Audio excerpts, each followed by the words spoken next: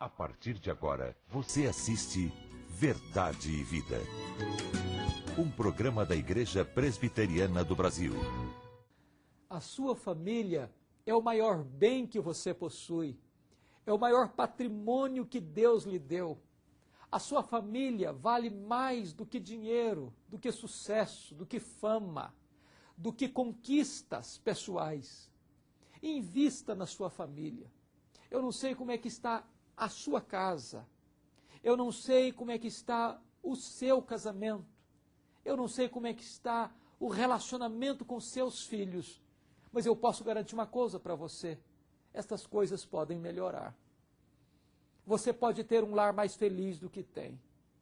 Você pode ter um casamento melhor do que tem. Você pode experimentar o verdadeiro milagre da transformação de Deus no seu casamento, no seu relacionamento com seus filhos. Invista na sua família. No programa de hoje, nós vamos estar tratando desta matéria extraordinária. E nós queremos que você venha com toda a sua família ouvir esta mensagem de Deus. Verdade e Vida. Uma palavra de esperança para um mundo em crise. Bem, querido amigo telespectador, é com alegria que temos mais uma vez aqui no nosso programa Verdade e Vida o reverendo Mauro Meister. Ele é pastor presbiteriano e professor do Centro Presbiteriano de Pós-Graduação Andrew Jumper. Seja bem-vindo, reverendo Mauro. Obrigado, presbítero Daniel. Reverendo Mauro, recentemente eu assisti um filme chamado Clique, que trata sobre a questão da família, né? É uma abordagem através de um filme tratando sobre esse aspecto. E eu queria começar a nossa entrevista, que hoje nós precisamos ter muita qualidade e quantidade na nossa relação familiar.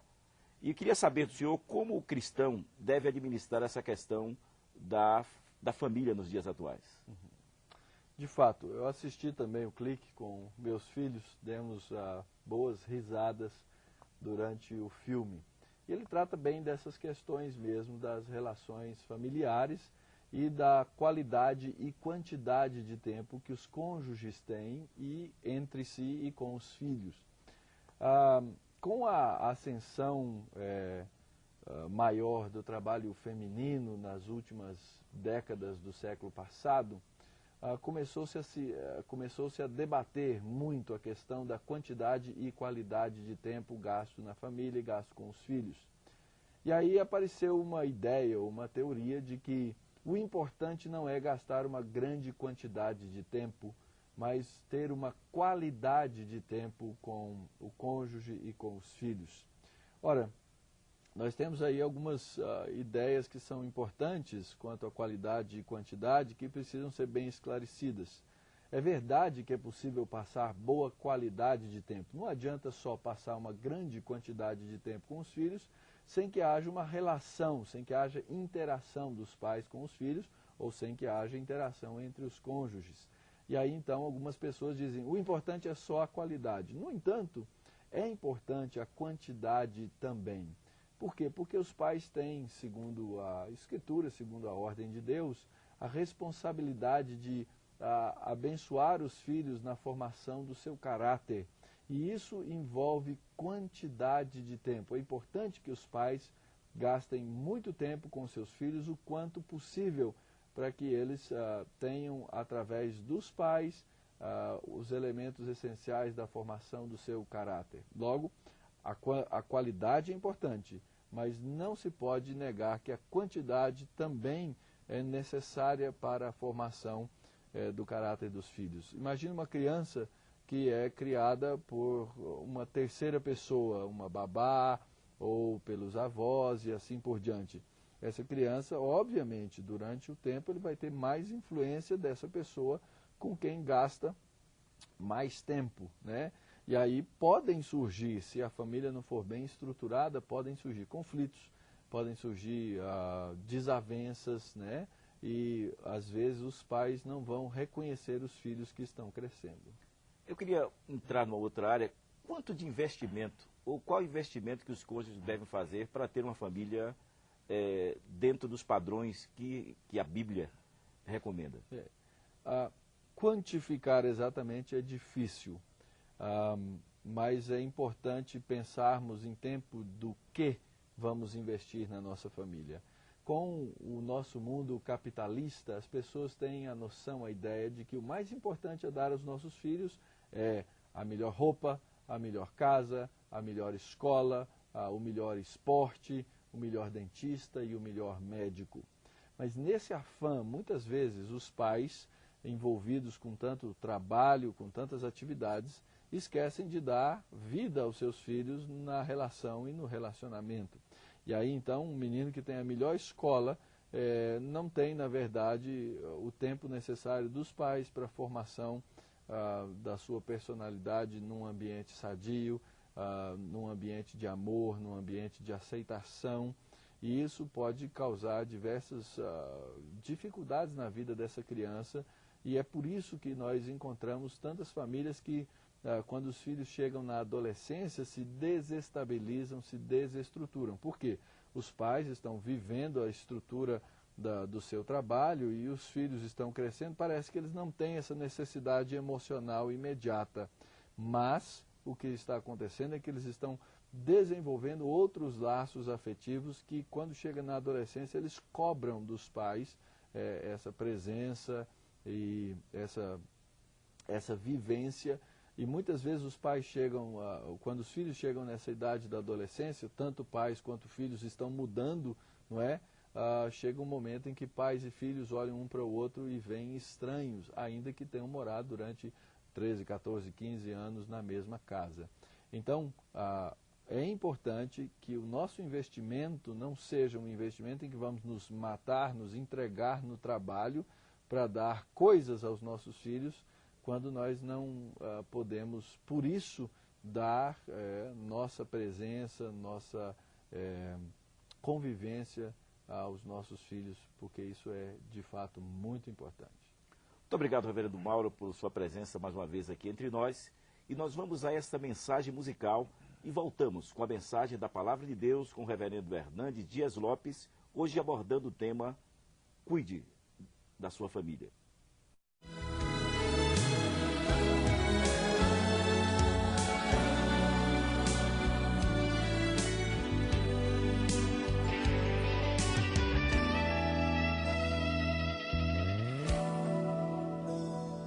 Eu sinto um verdadeiro espanto no meu coração em constatar que o Evangelho já mudou. Quem ontem era servo agora acha-se Senhor e diz a Deus como ele tem que ser. Mas o verdadeiro Evangelho exalta a Deus. Ele é tão claro como a água que eu bebi, e não se negocia sua essência e poder. Se camuflado a excelência perderá. O Evangelho é que desvenda os nossos olhos e desamarra todo nó que já se fez. Porém ninguém será liberto sem que clame, arrependido aos pés de Cristo, o Rei dos Reis.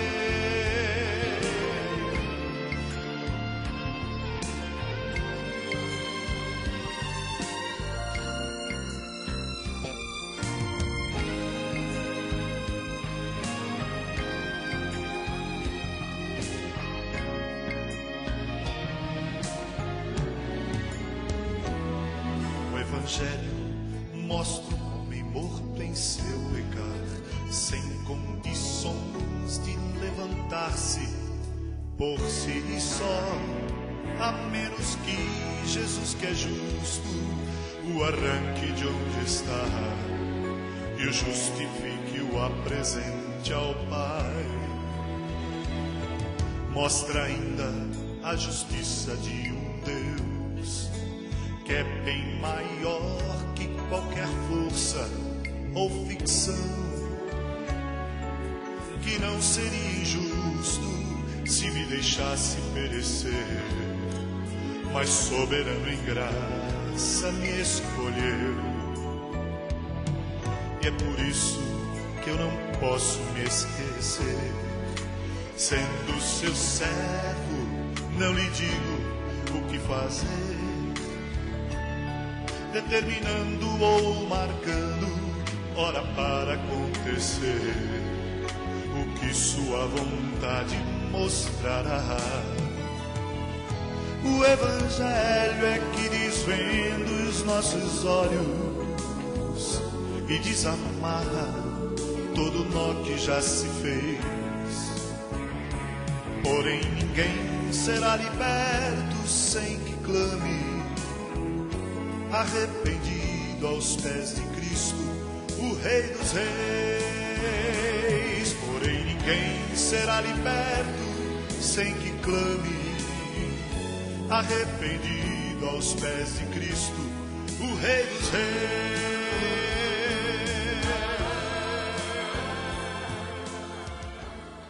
A família é o maior patrimônio que Deus lhe deu. Ela é mais importante do que o dinheiro, do que o sucesso, do que os diplomas, do que os troféus, do que todas as medalhas de condecoração que você acumula em sua vida. Na verdade, nenhum sucesso compensa o fracasso da família. Há muitas pessoas que trabalham, que lutam, que suam, que sangram, que vão às últimas consequências para acumular dinheiro e nesta empreitada perde a própria família. Há outras pessoas que mesmo na arena de uma luta espiritual, envolvidas com as coisas de Deus, com o ministério, passam a cuidar dos outros, a se envolver com causas nobres, com causas urgentes, mas perdem a família. Nós precisamos rever esta questão. Nós precisamos cuidar da família. Nós precisamos investir na família. Há alguns riscos para a família. E um dos maiores riscos que a família moderna está enfrentando é o problema da infidelidade conjugal. Muitos líderes religiosos da nação brasileira estão naufragando, estão caindo, estão perdendo a dignidade, o nome, o respeito e a família. E este fato pode ser visto na palavra de Deus, na história do rei Davi. Este homem cresceu num lar piedoso, cresceu sugando o leite da verdade, bafejado pela instrução da piedade. Foi um pastor, foi um músico de qualidades superlativas, um moço que aprendeu a ser um guerreiro na urdidura do deserto, enfrentando feras. Este homem foi escolhido por Deus para ser rei de Israel. Este homem foi humilde, consagrado, piedoso, temente a Deus. A Bíblia mesmo diz que Davi foi um homem segundo o coração de Deus, um homem que adquiriu fama, um homem que acumulou riquezas, um homem que formou exércitos, um homem que adquiriu reinos, um homem que construiu um nome e notoriedade em seu tempo. Mas este homem perdeu a sua família. Tudo começou numa tarde, quando Davi ficou em casa, sozinho, no ócio, e levanta-se do seu leito e depara-se olhando pela janela, no alpendre da sua casa, do seu palácio, para uma mulher que estava tomando banho. O desejo lascivo acendeu em seu coração. Ele não apenas se contentou em olhar, ele mandou saber quem era aquela mulher. E quando trouxeram a informação, ele tapou os ouvidos à voz da consciência, porque ele foi informado que aquela mulher era Batseba, mulher de Urias, um de seus soldados, um de seus valentes, um de seus homens mais fiéis e mais íntimos. Davi prossegue no seu desejo lascivo, na sua volúpia, no seu desejo carnal, e manda trazer esta mulher, e coabita com esta mulher. E diz a palavra de Deus que no tempo próprio esta mulher manda um recado para Davi: eu estou grávida. Seu marido estava na guerra, Davi tentando driblar a sua consciência, Davi tentando arranjar uma desculpa para o seu erro, mandou chamar o seu marido da guerra, mas o seu marido era um homem leal. Davi não contava com a postura ética, com a postura viril e absolutamente correta de Urias. E Urias rejeitou ir para sua casa, porque os seus colegas de batalha estavam no campo de guerra. E diz a palavra de Deus que Davi tentou enredar Urias, mas Urias não cedeu às pressões de Davi, mesmo inocente, da situação que estavam tramando para ele.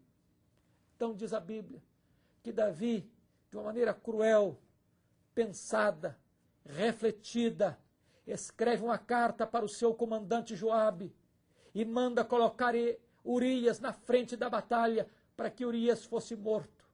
Urias é morto por ordem de Davi, por vontade de Davi, e com requinte de crueldade, Davi entrega a carta da sentença de morte ao próprio Urias, perdendo desta maneira sua sensibilidade, seu temor a Deus. E é assim que o pecado faz. O pecado torna você cego, o pecado torna você escravo, o pecado leva você mais longe do que você quer ir. O pecado leva você a pagar um preço maior do que aquele que você quer pagar. O pecado leva você a demorar mais tempo nele do que você quer ficar. Davi está preso no cipoal da culpa. Urias já foi afastado do seu caminho. Davi se casa com a viúva Batseba, mas ele não tem paz. Enquanto ele cala o seu pecado, seus ossos envelhecem. Ele é consumido pelos seus gemidos. A sua alma começa a definhar. A mão de Deus pesa sobre ele de dia e de noite. Eu quero dizer para você que não há paz para o seu coração numa vida de pecado. Não há alegria para a sua alma nas aventuras da infidelidade conjugal. Não há esperança para a sua alma enquanto você trilhar o caminho da desobediência, da impureza, da transgressão e da infidelidade. Nós estamos vivendo um tempo de crise conjugal.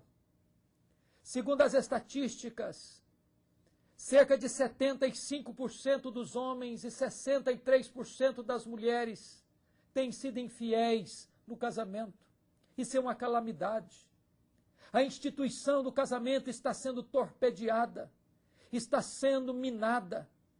E nós precisamos entender que não há felicidade fora do princípio de Deus da fidelidade conjugal. A história de Davi prova isso.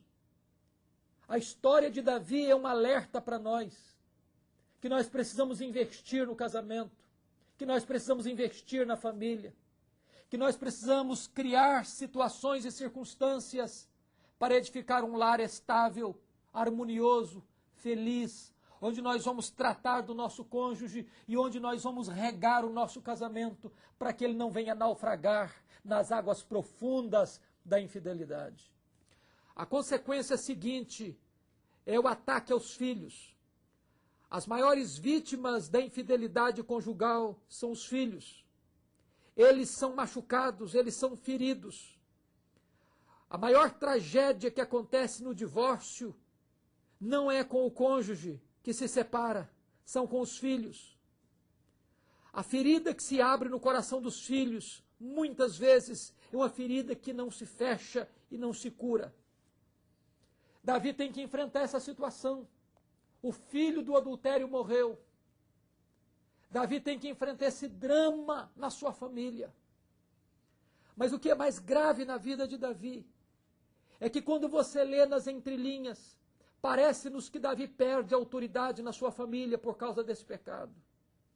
Davi não tem mais condições nem coragem de exortar seus filhos, de corrigir os seus filhos, de aconselhar os seus filhos, de acompanhar espiritualmente os seus filhos. Davi está sentado no trono. Davi está cuidando do reino. Davi está pastoreando a sua nação.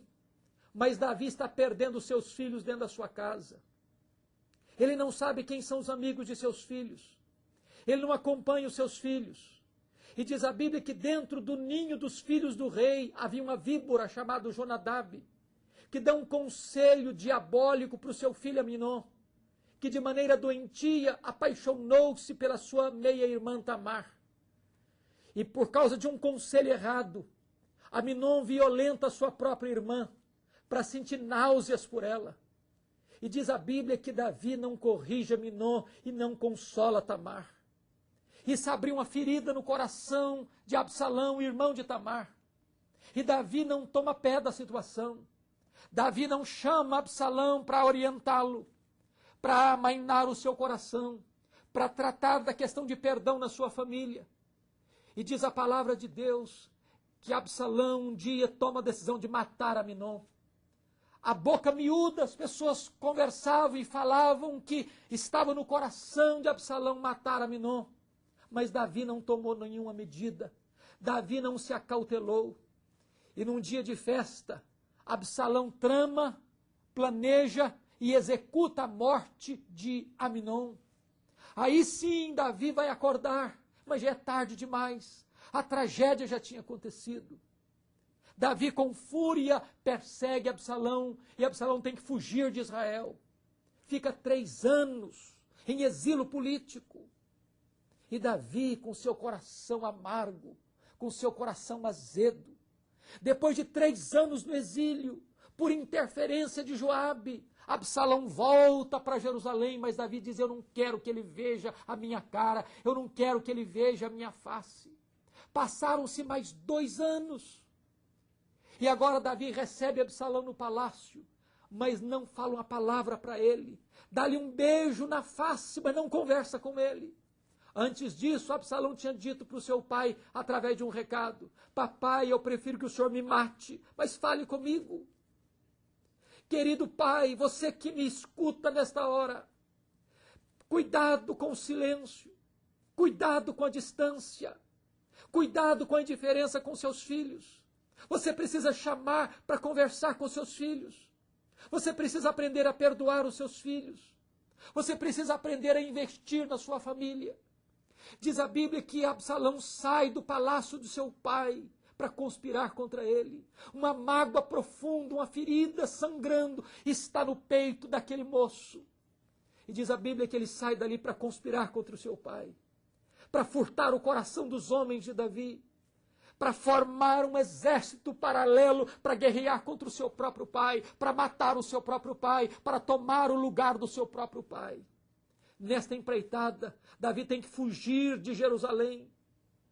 Davi tem que enfrentar os riscos, porque agora o inimigo dele vem da sua própria casa, é o seu próprio sangue, é o seu próprio filho. Nesta empreitada, diz a Bíblia, que Absalão morre e Davi chora. E Davi chora dizendo, Absalão, meu filho Absalão, meu filho Absalão. Davi chora, mas chora tarde demais. Ele vai dizer que ama o seu filho tarde demais. Ele vai deixar para demonstrar o seu amor pelo seu filho quando já não tem mais tempo. Quando o seu filho já não pode mais entender a sua voz, nem escutar os gritos do seu coração. Querido pai, é tempo de você investir em seus filhos. É tempo de você investir na sua família. Você não pode ganhar dinheiro, ser famoso lá fora, conquistar medalhas e troféus no mundo, se você está perdendo a sua família, se você está perdendo o seu casamento, se você está perdendo os seus filhos. A maior riqueza que você tem é a sua família. A herança de Deus na sua vida é a sua família. Não abra mão da sua família. Talvez a sua família esteja quebrada. Talvez você esteja na lona, no chão, arruinado. Talvez você esteja desesperançado. Mas é tempo de você buscar a restauração da sua casa. É tempo de você buscar a cura do seu casamento. É tempo de você perdoar o seu cônjuge e pedir perdão para o seu cônjuge. É tempo de você pedir perdão para os seus filhos e buscar a reconciliação com os seus filhos. É tempo de você reconstruir uma família que glorifique a Deus e que traga felicidade para a sua alma. Este é o tempo de Deus na sua vida. E nesta hora eu quero orar em seu favor. Porque hoje você pode tomar uma decisão de reconstruir o seu lar, de investir no seu lar, de não abrir mão da sua família. Porque nenhum sucesso compensa o fracasso da sua família. Se você quer tomar essa decisão de investir na sua família, de tomar de volta aquilo que o diabo levou da sua vida, de reconstruir um novo lar para a glória de Deus, aí onde você está, feche os seus olhos, curve a sua fronte, porque eu quero orar em seu favor. Eu quero colocar a sua vida e a sua família no altar de Deus. Onde você está, feche os seus olhos comigo e diga assim: Senhor Deus, eu reconheço que eu não posso perder a minha família. Eu não tenho investido na minha família como eu preciso investir. Mas me dá uma nova chance, Senhor. Me dá uma nova oportunidade. Eu quero colocar a minha família no teu altar. Eu quero tomar de volta o meu casamento e os meus filhos. Porque eu quero ter uma família que glorifique o teu nome. Uma família unida, uma família amorosa, uma família que experimente o derramar da tua graça, uma família que experimente o milagre da restauração. Eu coloco a minha vida nas tuas mãos e eu oro por minha família em nome do Senhor Jesus. Amém. Verdade e Vida, mostrando o caminho do perdão e da vida eterna. Eu sou o caminho, e a verdade e a vida. Ninguém vem ao Pai senão por mim. Até aqui nos tem ajudado o Senhor. Graças a Deus, porque o Senhor tem levantado pessoas como você, querido amigo telespectador, que tem orado pelo programa Verdade e Vida, tem intercedido nos cultos de oração para que esse programa continue sendo um instrumento nas mãos de Deus, para levar a mensagem salvadora e redentora do Senhor Jesus para todos os rincões do nosso Brasil. Mas queremos também agradecer a você que não somente ora, mas você que tem contribuído para que o programa se torne autossustentável. O programa Verdade e Vida chega ao seu lar para abençoar você e sua família. Você também foi chamado para ser um abençoador. Como você pode abençoar o programa Verdade e Vida? Investindo, dando uma oferta mensal. Você pode depositá-la no Banco do Brasil, agência 4442, dígito 3, conta 7.000, dígito 9.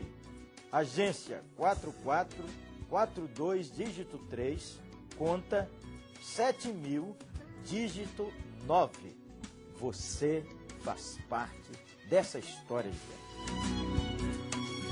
Um programa da Igreja Presbiteriana do Brasil. Neste domingo, você deve visitar a Igreja Presbiteriana do Brasil mais próxima da sua residência. Os cultos sempre começam às 9 horas, escola dominical, culto à noite, 18 e 19 horas, onde você terá a oportunidade de aprender mais acerca dos ensinamentos da Palavra de Deus. Você é o nosso convidado especial. Visite a Igreja Presbiteriana mais próxima da sua residência. Até o próximo sábado, quando estaremos aqui mais uma vez com o programa Verdade e Vida. Até lá e que Deus muito o abençoe.